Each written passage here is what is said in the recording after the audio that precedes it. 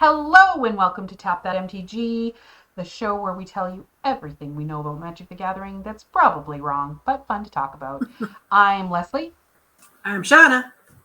and today we're going to bring you another pre-con mini dive with the new starter commander decks that have come out a little while ago now, but we're finally getting to them and we're super excited about them. We Mhm. definitely think this is a great product if you're just getting into commander, just getting into magic. Gives you that base starter deck with most of the archetypes that are out there and not too complicated. Anyone that's just starting magic could pick these up and play them without feeling like they were overwhelmed with Yeah. triggers and keywords. So, really great. Today, we're not going to talk about everything, but we are going to tell you a little bit about what the deck is meant to do, how to use it wisely, what its strengths and weaknesses are, some of the key cards, and then if you wait, you'll get some advancements, some tweaks, some fun things that we think you should add to the deck if you want to take it up a notch. But first, Shauna's going to tell us a little bit about our commander. Shauna? Oh, this is Hello. Token Triumph. This is called Token Triumph. Yes. Because Leslie put the title in the title because she's so smart that way. This deck is my favorite color, Celestia, and it is Amara, one of my favorite commanders cards. Period. So this one is an elf cleric, a 2/2, and when it becomes tapped, you get to make a token. So she just generates tokens like crazy. We're going to find lots of other things that make a lot of tokens, drives people insane. We're going to go wide and make lots of creatures, and they're going to board wipe us, but that's okay because we're just going to make some more.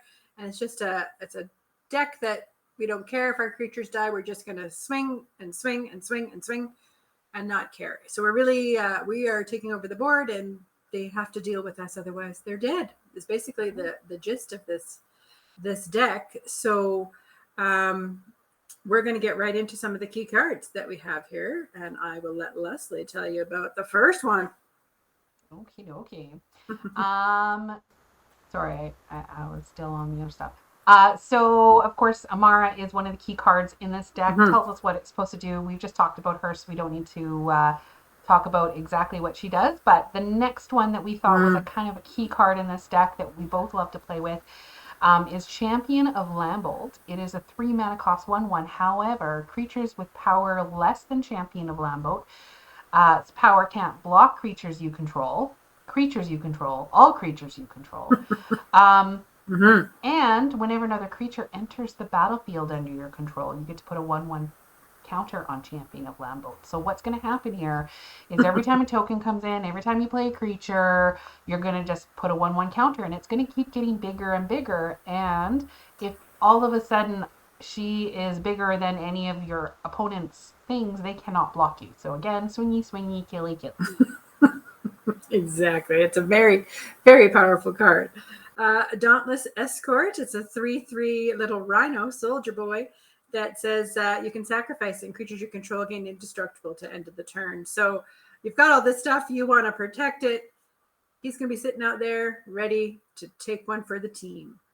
So he's very Mm-hmm. important. You want to protect either Amara and Champion of Lambo. For sure, you want to Mm-hmm. protect those cards.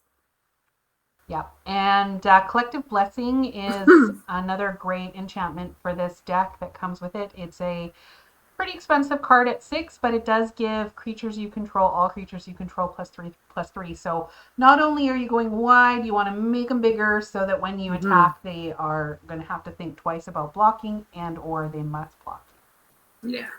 We've got a couple other cards that buff up your team here. Basically, we've got an enchantment that sticks around.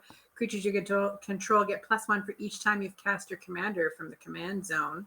You're going to be casting Amara probably a few times, anyways, so you. you Yeah, can keep in she's track cheap. of So. that. Yeah. And Celestia Guildmage is another great one. It's a 2/2 for 2.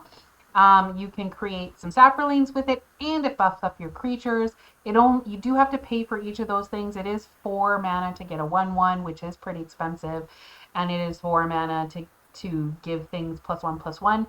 But it is worthy of note that you can do any of those as many times as you want and have mana for. So Mm-hmm. there is some versatility in that card, which is why we chose to put it. Yeah, and Dictate of Heliod. It's another enchantment that has flash. So you're going to surprise, they're not going to block all your stuff, and then you're going to surprise them with this enchantment that gives everything a +2/+2 as well. So they got to watch you closely. Instant and flash cards are for combat, always in the middle of Yes. combat if you can. Yes. Valor in Akros for 4 is another little enchantment that whenever a creature enters the battlefield under your control, creatures you control get +1/+1 until the end of the turn. So if you create a bunch of tokens during that turn, they all get +1/+1 based on however many, and it can really set you up for a nice big swing. Remember, you're tapping to swing with Amara and making a creature, so there's one trigger right there just from tapping Amara to play her, to attack with her. Rootboard Defenses, it's a little instant for 2 and white. Populate creatures you control, gain indestructible to end of turn. I have this in many of my decks. I don't have enough copies of it, actually. Populate means you get to make a token that's a copy of a creature token you control. So, and indestructible, again, protect your gang. Overrun is a well-hated card for good reason. It is a 5 mana cost. It is a sorcery. But creatures you control get +3/+3 and gain trample until the end of the turn. So even if they do chump block them, you're going to get some damage through. And this is something that either can take one person or several people out of the game all at once. Yeah.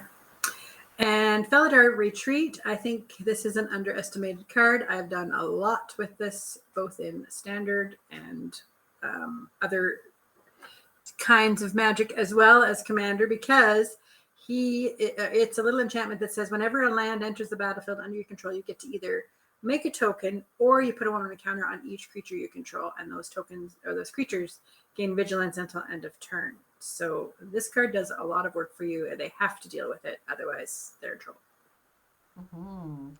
And another, I guess we're into our token generators. Hornet Queen is a great token generator. She costs a lot, 7 for a 2/2, but she does have Death Touch. And when she comes in, she comes with 4 other little Death Touchers with flying. So this can really help if you leave them back to stop them from attacking you, which you will become a target if you're being aggressive. Expect people to be aggressive back. Yeah. And then the little Jade Mage, it's a little 2/1 for 2, but you can just tap it, or sorry, just pay. Is it pay 3 there, Leslie? I can't quite see it. 3, pay 3 to create a little Saproling creature token. So it's just a little generator there that's going to help you out, getting you some more tokens. All about the tokens. And I like the price point of that. 3 for a 1/1 is still pretty high, but at least it's not 4. Maja Bretagard Protector for 2 and a green and 2 white is a 2/3. Other creatures you control get +1. That's a static ability across the board. Plus it has a landfall trigger that whenever a land enters the battlefield under your control, you get a 1/1 white human creature token. So again, creating tokens, making a big board. Tauren's Fist of Angels is another really good card that's in the current standard as well. That standard at my time here. I like to play with this card too, because this training thing here, whenever this creature attacks with another creature with greater power, put a 1/1 counter on that creature. So when creatures come in the battlefield, when you cast a creature spell, sorry, let's be specific, you make a little human, but those guys have training as well. And I have seen those tokens grow like crazy because they're +1 counters and you've got all this other stuff happening, and those tokens can become quite disastrous for the opponent. So now this one too, you do have to kind of think about the math of it, right? Like which one you're going to buff up and whatnot. So just be cognizant of that. Yeah. Selesnya Evangel for 2. It's a 1/2. You can pay 1, tap it, and then tap an untapped creature you control, create a 1/1 green Saproling creature token. Love the price point on that one. 1 and tap, you get to untap something, plus it gives you a 1/1 green Saproling creature token. That is value. Definitely. Spore Mound, a little 3 and 2 green, 3/3 fungus with landfall. Whenever a land enters the battlefield under your control, you get to make a sapperling. Can't go wrong with that. Can't go wrong with Lots of that. stuff. Verdant Force, another great little elemental. It's a 7/7 for 7. No, 8. I can count. At the beginning of each upkeep, that theirs and yours, create a 1/1 green sapperling. So it's a 7/7 that's just going to continue to create sapperlings every single turn, which is fantastic. Yeah. White Sun Zenith. It's for X and 3 white. An instant, create X/2/2 white cat creature tokens, and then shuffle this into its owner's library. So come back for you later. Lots of cats. Suddenly out of the blue, you've got cats. And Scatter the Seed for 5 is an instant. It has Convoke, which is very important in this deck, especially with your commander being Amara. So your creatures can be used to help you cast the spell. Each creature that you tap while casting this spell pays for 1 colorless or 1 mana of that creature's color. So if you decide to use Amara to tap and cast the spell, then you're tapping her without having to attack with her, which then creates a little, I think, is it warrior that she creates? I think so. Plus, then you're also going to be creating 3 1/1 green sapperling creature tokens. Now, we didn't pull out all the stuff with Convoke in this deck, but use Amara for your Convoke spells. Yeah, it's pretty important. Speaking of that, March of the Multitudes, this is one of those ones that, you play it on their end step. They all of a sudden have a whole bunch of creatures on their next turn coming at them. On your next turn, it's X and a green and 2 white with Convoke. Create X 1/1 white soldier creature tokens with lifelink. So put you back in the game, and suddenly they have a whole army to face that they did not know about on their turn. Yeah, and that's great timing too at your end, at whenever, like the last end step before your turn, because you can tap all your creatures for X with Convoke. Totally used to do that all the time. So that's a pretty good deck as it is. We were very excited when we read this. It's very much what we like to play, and so we were excited about this deck. However, we do have a few suggestions that you might want to do to kick it up. It was hard to slow down on the suggestions for this deck. And it was hard to slow down on the suggestions because there's so many good cards in Selesnya and so many good token generators. And so, of course, these are a few, and we want to hear from you what you think. But the first one we thought that you might want to consider is Growing Ranks for 4. It's an enchantment. At the beginning of your upkeep, you get to populate. So that means you just get to make a copy of a token every single upkeep that you have. And Sundering Growth, a little instant that you lets you destroy a target artifact or enchantment, and then you get to populate as well. So really helpful that way to removal and populate. It's awesome. Yeah. Queen Elena of Rodok for 3, a green and a white and a white. She's a little elf noble, and her power and toughness are each equal to the number of creatures you control, which hopefully you'll have tons of. If 1 or more creature tokens would be created under your control, those tokens plus 1 more 1/1 white soldier creature token will be created. Now that's not 1 for each, it's just 1, but you're creating the token, you get an automatic little white soldier, and then she gets bigger as well. That's each time that you create a token, though, I guess.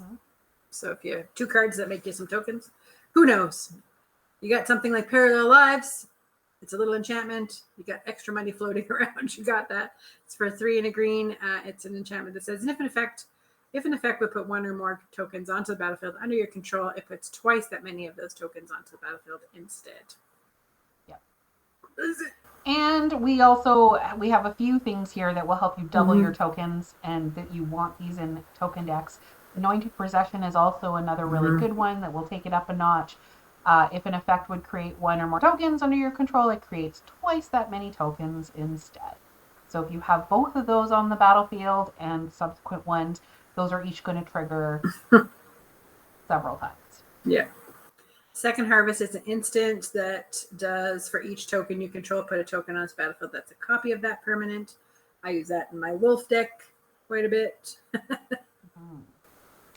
And Doubling Season, if an effect would create 1 or more tokens under your control, it creates twice as many of those tokens. Instead, if an effect would put one or more counters on a permanent you control, it puts twice that many counters on that permanent instead. So remember Champion of Lambold that's getting counters? You can give it some more counters if you have Doubling Season. So that kind of has the counter added benefit.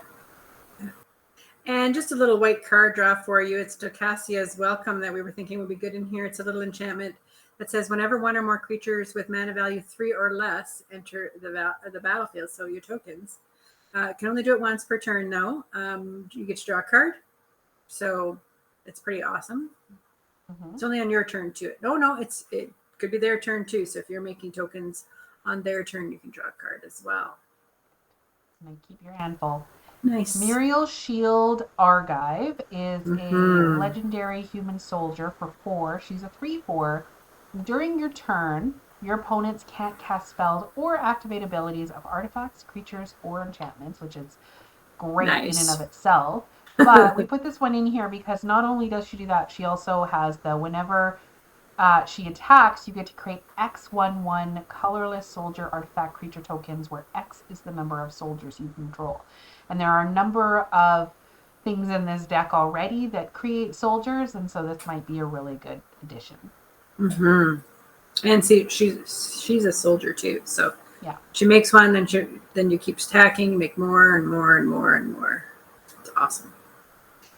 Speaking of things like Divine Visitation, if one or more creature tokens will be created under your control, that many 4/4 white angel creature tokens with flying and vigilance are created instead. Those little soldiers get to be 4/4 angels instead. Yeah. Which reduces Muriel's benefit, but you get 4/4 angels, so I mean, Quest for Renewal for 2 is an enchantment that whenever you create whenever a creature you control becomes tapped, and you may put a quest counter on Quest for Renewal. As long as there are 4 or more quest counters on Quest Renewal, untap all creatures you control during each other player's untap step. So this is a what is that card that natively does that just because that's really expensive? This is a good option for that. Seedborn I can't remember what Seedborn Muse, is that what it is? Seedborn Muse, yeah. Yeah. Just like untaps on everybody's untap step. It's crazy. Yeah. So then you could use some, it's Halo Fountain. It's an artifact for 2 and a white, little awesome tool to use. You can pay 1 white and tap this to untap a target creature you control and create a citizen token, or you can pay 2 and tap this and untap 2 tap creatures you control to draw a card, or you can pay 5 and tap this and untap 15 tapped creatures you control, and you win the game. It's just like that. Attack with everything in there. Basically, you're just gonna untap a whole bunch of stuff and win the game. There's no downside, really, honestly. Well, they're gonna try and kill your creatures and keep you from getting 15 that are able to be untapped. Of course, it's not a given that you'll win, but great option. Especially if you're creating things every turn like Tindershoot Dryad, which is one of my favorite cards in all of Magic. For 5, it's a 2/2. It has Ascend, which we'll get to in a second, but at the beginning of each upkeep, so same as Verdant Force, you create a 1/1 green Saproling token. However, Saprolings you control get +2/+2 as long as you have City's Blessings. So they are actually 3/3s very quickly, because as long as you have 10 permanents, then you have the City's Blessing, and that includes your land, your tokens, your creatures, treasures. basically anything that is permanently on the battlefield unless it's destroyed is called a permanent. So that's great. The Radiant Destiny uses Ascend as well. It says you choose a creature type. Creatures you control of the chosen type get +1/+1. And as long as you have City's Blessing, they also have Vigilance. So it could be the Saprolings that you have lots of, or whatever you have lots of. Soldiers, angels, who knows? Pick something. It's a tough one with this, but it gives you the Vigilance, which is great. It's a tough one to choose with this one, but I think you'll be able to have some versatility. Yeah. Verdant Sun's Avatar for 7 is a 5/5, and whenever it or another creature enters the battlefield and you control, you gain life equal to that creature's toughness. So if it comes in and it has +3/+3 because it's a creature, you would count that from the enchantment as well. So if your 4/4 angel comes in as a 7/7, you gain 7 life. Very annoying. Shalai, Voice of Plenty, a 3/4 flyer that gives you, your planeswalkers, and your creatures hexproof. This is a game-winning card. This one, you can pay 4 and 2 green and put a 1/1 counter on each creature you control. They have to deal with her. Protect her. They also have to deal with this one if you decide to put it in. So Elesh Norn Grand. Shauna hates this card. Elesh Norn Grand Cenobite. For 7, it's a 4/7. It has vigilance.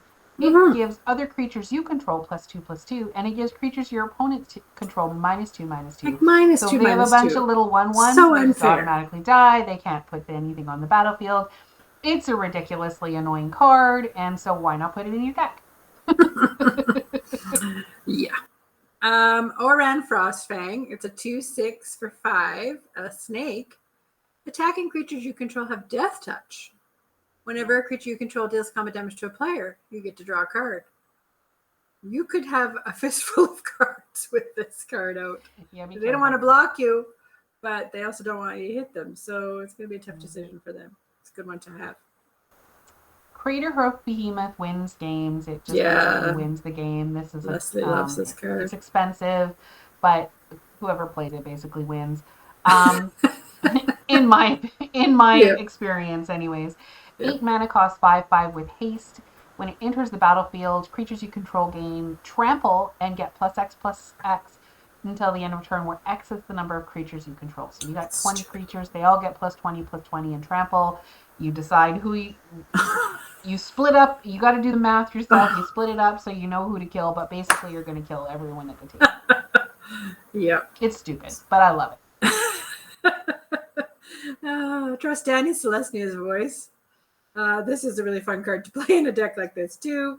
It's a 2/5. Whenever another creature enters the battlefield under your control, you gain life equal to that creature's toughness. And you're going to use it to populate, so making more creatures, gaining more life until you can find your Craterhoof Behemoth and win the game. It's crazy. Oh, brother. And by the way, thank you for sticking with us. I know we have a lot of suggestions for this deck, but they're good ones. Soul Warden we use a lot is a simple one. It's a little 1/1 for 1, and every time a creature enters the battlefield, you gain life, that including theirs and your creatures. So you might as well benefit from that. Yeah. And the Essence Warden is the green half that you could put in there too. Right. Then we have Shauna, Sisay's Legacy. This is a legendary creature who can't be the target of abilities your opponents control, which is nice. And she gets +1/+1 for each creature you control. So she can be pretty big at times, for sure. I love that Shauna got to talk about Shauna. Yeah. Darian, King of Geldor. Keldor, I said. I thought the J was silent, but I don't know. Could be the K is silent. Could be the J is silent. I don't know. Who knows? Tell me. But 4 and 2 white for a 3/3. Whenever you're dealt damage, you may put that many 1/1 white soldier creature tokens into play. Now you don't care. You don't care if they're swinging at you because you're going to create some tokens, and that's going to just benefit you in the long run. So, great addition.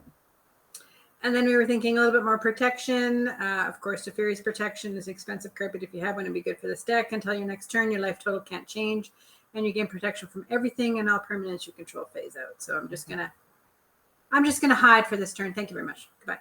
Yeah. I mean, board wipes are a thing, and they are definitely going to happen to you. You can probably build up pretty fast, but Heroic Intervention is also going to help you with that. If you have it for 2, it's an instant permanence you control, gain hexproof and indestructible until the end of turn. Just like, hey, I'm just going to keep my stuff. Thank you very much. Yeah. Avenger of Zendikar. It is a 5/5 for 7. When it enters the battlefield, put a 0/1 green plant creature token onto the battlefield for each land you control. And then when you play a land, you get to put a 1/1 counter on each plant you control. So, yeah. And our final suggestion, but Yeah. certainly not the least Mm-mm. suggestion, Mirari's Wake. This is a 5 mana cost enchantment that buffs up your creatures. Creatures you control get +1/+1, and whenever you tap a land for mana, you get to add 1 mana of any type that land produces as well. So basically, Mm-hmm. it just doubles your mana, makes you go even faster, which you're going to want to do. So, yeah. Awesome. So that is it for this time. And thank you for sticking around and seeing all these crazy tweaks we have for one of our favorite decks here. These are really strong decks on their own as well. So play with them and have some fun with them. Hang out with us. We'd love to hear what you would do with these decks. Thanks for watching our YouTube video. You'll find us there amongst many other many other Commander deep dives that we've got there. And we're also on Twitch with our friends occasionally, sometimes with ourselves. And we're on Facebook and Twitter and all that jazz as well. So come and hang out with us. And we'll see you next time. And in the meantime, Tap those magic cards and have fun doing it. Bye, guys. bye.